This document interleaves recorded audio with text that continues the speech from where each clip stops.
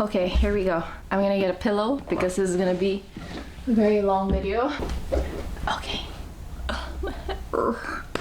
Where to begin? Hello YouTube, my name is Lil and welcome back to my channel. Today I thought I'd share with you how I got into all the graduate schools that I applied for. So I basically dedicated my entire 2020 and maybe the latter part of 2019 just to prepare for the applications. That included the GRE, writing my statement of purpose, preparing my resume, and getting my recommendation letters. I did all of that while also maintaining 2 jobs. So I applied to a total of 4 schools, the first being Vanderbilt University, and then Teachers College Columbia, Boston College, and University of Texas at Austin. UDA. I also applied to University of British Columbia, or UBC. However, my application didn't exactly fall through because it was missing a recommendation letter at the very last minute. So unfortunately that didn't go through, but I already received admission from the schools in the US before I was notified of this. So everything worked out in the end. For most of these schools, I applied for a Master's of Education in Special Education, mostly for early childhood education. There are some that I applied for moderate and severe disabilities, and if for Teachers College Columbia, I applied for an applied behavioral analysis program. So if you are watching this video, you are probably going through the same process too. So here's a rundown of what I did. Maybe it can also give you an idea on how to prepare your own application process. So the first thing that I did was looking for the right school. Second would be the GRE review, and then the GRE exam. And then next is the TOEFL exam, and then we have the statement of purpose, recommendation letters, and then the last is the resume. So I'm gonna be leaving timestamps below. You can check those out. You can fast forward straight to the part that you want to learn more about, or you can also watch the whole thing, you know? But let me tell you now that this is gonna be a long ass video, so please get comfortable, get a chair, get a cup of coffee, because we're gonna be spending some time together today. I just want all of you to know that this is a very personal approach that I took to my application process. I'm not saying that it is also the process that you should do to get into your dream school or to all of the schools that you applied for as well, because it is not the ideal process. I hope that through this video you'd learn from my mistakes, but I hope to impart some of my experiences with you as I was going through this entire journey, and hopefully that, you know, you could see how a nervous wreck B+ student like me could get into my dream school. Now, looking for the right schools, I really had to do my research in searching for the schools that I wanted to apply to. So I wanted to go into early childhood special education, and with that alone, not a lot of schools will have early childhood, but they probably might have special education. I really wanted to make sure that my interests fit the school that I was applying to, and they could also give me the training that I needed. Not every school will have the professor or the research topic of what interests you, despite having the actual course. I was able to narrow down my choices just based on what I wanted to specialize in, which was early intervention. I also looked into like unique opportunities that the university or the program offers to their students, like lab assistantships or work study placements at a lab preschool, or even being trained under a certain training model. And it played a big role of deciding where to go, because a big part of what I was looking for in a graduate program was the on-the-job work experience, like real-world application to what I was learning inside the classroom. Let me show you the spreadsheet that I made, because I'm that type of person that spreadsheets their entire life. Okay, voiceover Lil here, and here's the college list that I made. And here we have the names of the colleges, their location, the different courses, the tuition, and if they require the GRE. And then we have the GRE code beside it, the TOEFL, if it's also required, how many recommendation letters I need, the resume, and if they need work experience. I also have here the essay, if it's required, the transcript, who will be evaluating it, and if it's a safety or reach school. Here I have the final one, wherein I put in priority of the school, the name of the school, the course that I'm applying to, the deadline, which term I'm coming into, if I created an account on their website. Under it, you have the recommendation letters, and it's more of like just a status update if my recommender has submitted or if I just sent the draft. Also, we have the transcript, the TOEFL, the GRE if it's required. And then here we have my TOEFL and GRE scores for reference. this part, I had so many regrets and I think I took it way too far. But thank you, GRE YouTube videos, for making me worry about it. I plan on making a detailed video on how I went about my GRE review, the processes that I took, the tips and tricks, but I'll just let you know the rough cut for now. So I'm gonna be talking about the timeline that I had to prepare for the GRE review and also the stats that I ended up with. Let me start by saying that I prepared for the GRE a whole year before I decided to take my exam. So if I was planning to take my exam in September 2020, best believe I started like reviewing September 2019. I got my review books. I started to go through the material slowly. I was also working 2 jobs at the time. The time allocated for me to just, you know, sit down and actually go through the material was a lot slower, and I also suffer from horrible test anxiety, so my self-review wasn't going as planned. By October 2019, I realized that I wasn't being productive anymore with my self-study, and quite frankly, I couldn't handle the complexity of the topics. So I called SOS and I was led back to my old high school math tutor who helped me pass physics in senior year. Because yes, I might be Asian, I might have taken Kumon. I'm a Kumon kid and an NOP kid, but your girl can't do math. No.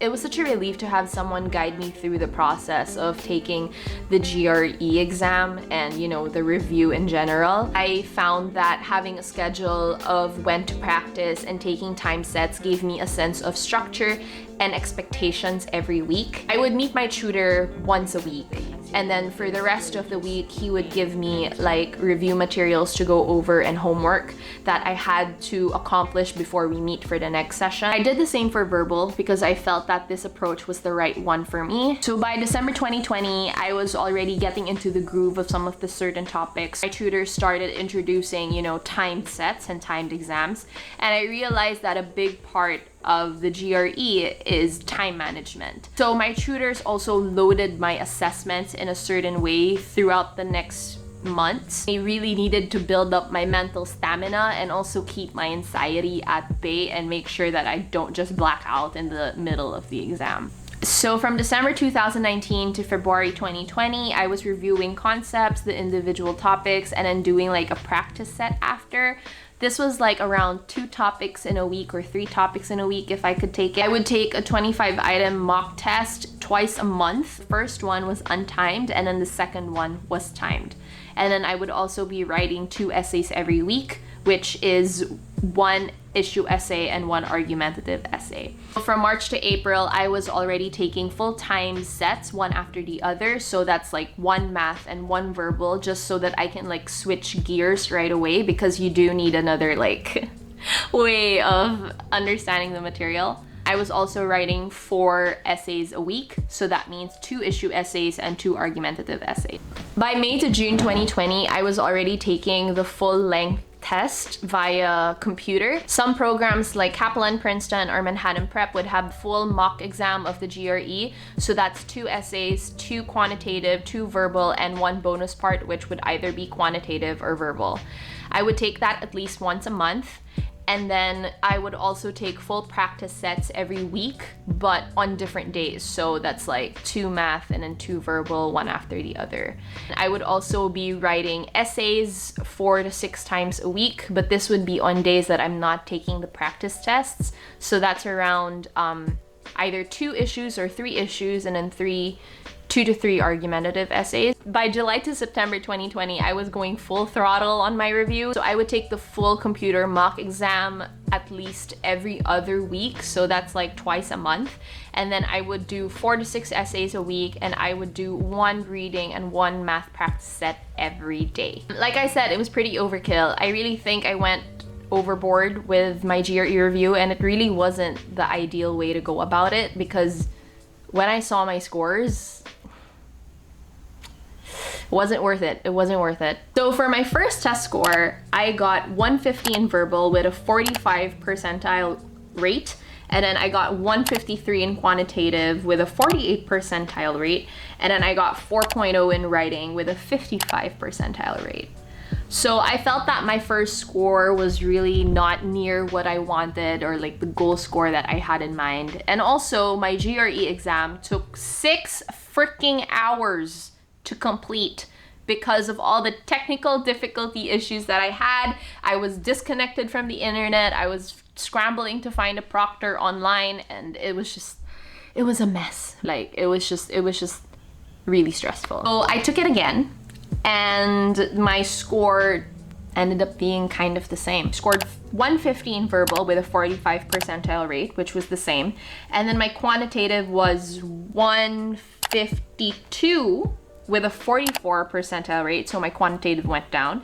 And then I got a 4.5 in writing with an 80 percentile rate, so my analytical writing went up. The scores that I sent, I think, were the second one. That 80th percentile in writing kind of shows a bit of a oomph, so I ended up submitting that one. So next is the TOEFL exam. I did have to take a language proficiency exam because I am an international student and I didn't go to the States for undergrad. I didn't study for the TOEFL anymore though, because I felt that the GRE verbal review was enough. But what I did do was I took the mock exam a day before the actual TOEFL test, and thank God I did, because apparently I feel like the exam tests your attention and focus way more than it does your language proficiency. If there's any tip that I can give you, it's to take the TOEFL mock exam online. It's free anyway, and it would be great for you to see the structure of the exam and know what to expect. So these are my TOEFL scores. For reading, I got a 21. For listening, I got a 30.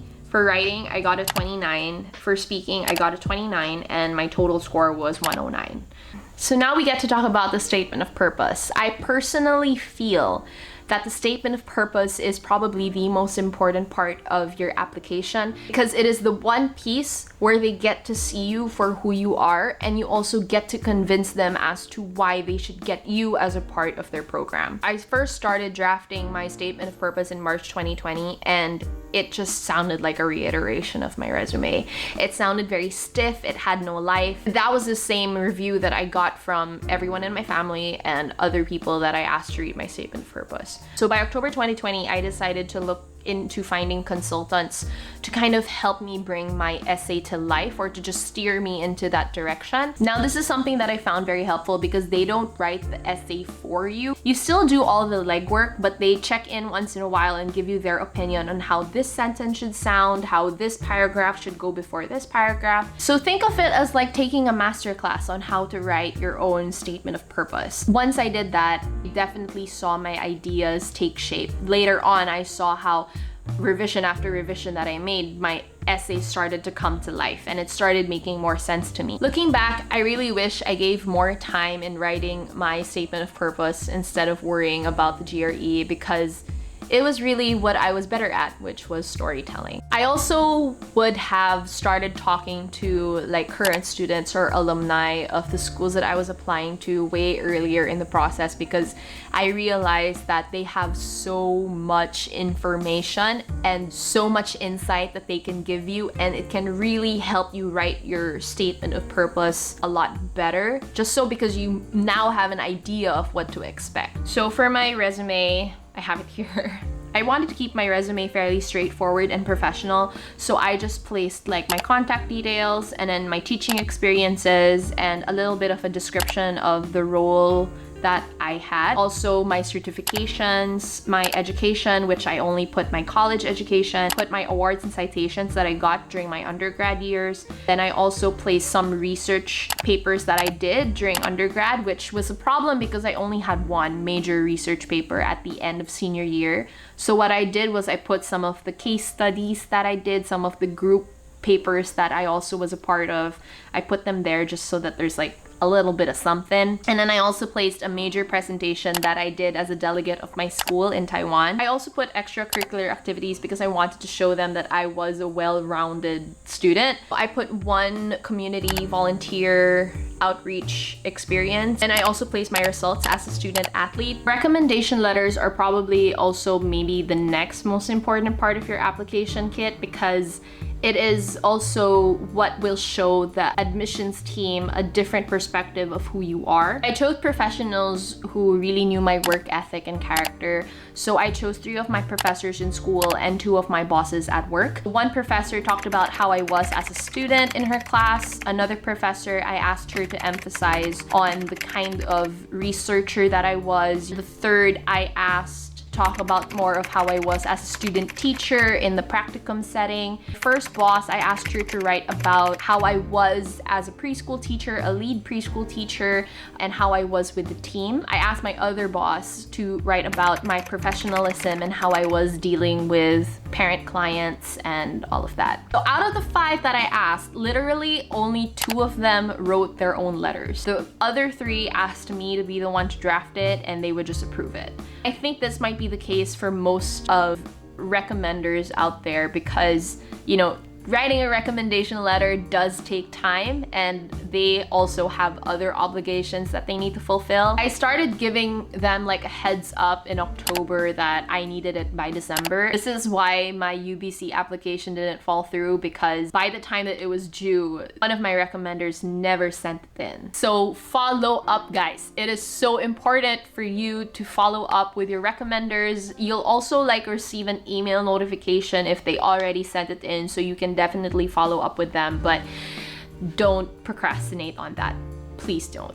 Please. So in January, I heard back from Vanderbilt and University of Texas, Austin. I did do early decision for Vanderbilt, and that's why I got the news back by like January. In February, I heard back from Boston College. In March, I heard back from Teachers College Columbia. Also in March, I heard back from Vanderbilt that I was offered a teaching fellowship at the Susan Gray School. So that meant that I had a work-study placement at the lab preschool, and it's just so exciting. So that was my application journey. Again, there is no cookie cutter application that would guarantee you admission into a school because it's different per school and it also changes every year. But I feel that if you be yourself and you're genuine about your intent of applying to grad school and you really like work hard on your statement of purpose and it shows like your passion and why you think that this is really what you need for your career, I already think that you've got one foot in the door, because you just gotta show the school what you would be adding into their program if they get you. That was the one advice that a current student told me when I was, you know, applying to all of these schools. So that's the video. I hope that you guys, you know, got a few helpful tips from there, and let me know in the comments down below if you guys want me to talk more about the GRE or if you want me to talk more about the statement of purpose. I'd be glad to impart some of my experiences with you guys some more, but my back is hurting so much, so that's it for now. I'll see you guys next time. Bye!